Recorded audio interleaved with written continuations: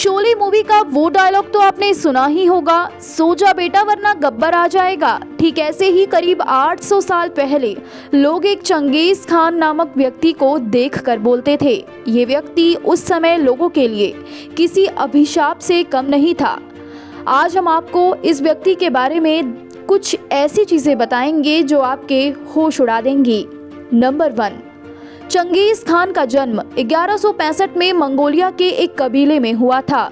ये इतना खतरनाक व्यक्ति था कि वो और उसकी सेना जहां से भी गुजरती थी उस जगह की बर्बादी तय होती थी। इस व्यक्ति ने करीब 40 मिलियन लोगों को मौत के घाट उतारा था। 13वीं सेंचुरी में एक ईरानियन हिस्टोरियन थे, उन्होंने लिखा था कि चंगेज खान के नाम से ही ईरान के लोग कांपते थे। इतना ही नहीं बल्कि उन्होंने ये भी कहा कि इसने ईरान में इतना भयंकर नरसंहार मचाया था कि ईरान की पॉपुलेशन 25 लाख से 2.5 लाख में आ गई थी। नंबर 2, चंगेज खान के हमले से पहले ईरान की जितनी पॉपुलेशन थी उस तक फिर से पहुंचने में ईरान को करीब 5 सदियां लग गई। इस व्यक्ति ने एक तरह से पूरे ईरान को ही बर्बाद कर दिया था, इसलिए ईरान के लोगों के लिए ये एक अभिशाप कहा जाता था। नंबर 3, चंगेज खान के कारण 700 मिलियन टन के करीब कार्बन डाइऑक्साइड खत्म हो गई थी, क्योंकि उसने सभी लोगों को मार गिराया था। उसने हजारों गांव कस्बों को पूरी तरह से तबाह कर दिया था, जिसकी वजह से हर जगह जंगल ही जंगल हो चुका था। नंबर 4, मंगोलों के इतिहास की अगर बात की जाए तो उनके इतिहास में मृत्यु दंड देने के लिए एक अजीब तरीका था जिसे चंगेज खान ने भी फॉलो किया।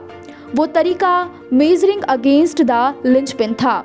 चंगेज खान के समय में लंबे पहिए वाली गाड़ियां होती थी और जो भी राजा जीतता था वो हारने वाली लोगों की सेना को पहिए के पास खड़े करवाता था, और जो भी व्यक्ति उस पहिए की एक्सेल पिन से लंबा होता था तो उसकी गर्दन को काट दिया जाता था। इतना ही नहीं बल्कि चंगेज खान ने भी इसी चीज को फॉलो किया, वो भी मृत्यु दंड के लिए यही चीज अपनाता था। नंबर 5, चंगेज खान ने अपनी एक बेटी की शादी जिस व्यक्ति से की थी उसका नाम टचर था। चंगेज खान टचर को बहुत पसंद करता था और सभी दामादों में से टचर उसका पसंदीदा दामाद था।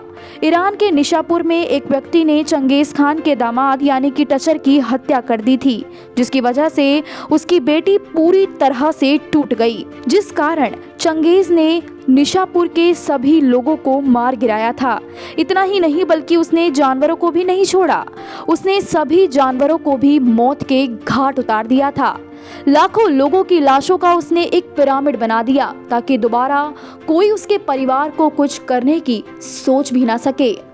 नंबर 6, चंगेज खान की शुरुआती जिंदगी के बारे में ज्यादा जानकारी उपलब्ध नहीं है। उनकी शुरुआती जिंदगी के बारे में हम जो थोड़ी बहुत चीजें जानते हैं वो सिर्फ एक बुक की वजह से ही जानते हैं, जिसका नाम है द सीक्रेट ऑफ मंगोल्स। ये किताब बहुत पुरानी है क्योंकि ये चंगेज खान के मृत्यु के कुछ समय बाद लिखी गई थी। ये किताब मंगोलियन लैंग्वेज का सबसे पुराना लिटरेरी वर्क है जो आज तक मौजूद है। काफी समय तक ये किताब लुप्त थी, लेकिन काफी समय बाद इसकी एक चाइनीज कॉपी मिली। अगर ये नहीं मिलती तो शायद हम इस खतरनाक व्यक्ति के बारे में कभी नहीं जान पाते। नंबर 7, ऐसा कहा जाता है कि आगे आने वाली पीढ़ी को ये पता चले कि चंगेज खान कौन था, इसीलिए उसने अपनी वसीयत में लिखा था कि उसके मरने के बाद किसी गुमनाम जगह पर उसे दफनाया जाए ताकि आगे चलकर उसकी भनक किसी को भी न लगे। चंगेज खान की मौत के बाद उसकी कब्र के ऊपर 1000 घोड़े दौड़ाए गए, जिससे किसी को भी उसकी कब्र के बारे में कभी भी पता ना लग सके। चंगेज खान की कब्र को कई लोगों ने ढूंढने की कोशिश की, लेकिन कोई भी उसका पता नहीं लगा सका। आपको ये वीडियो कैसा लगा हमें कमेंट सेक्शन में ज़रूर बताएं।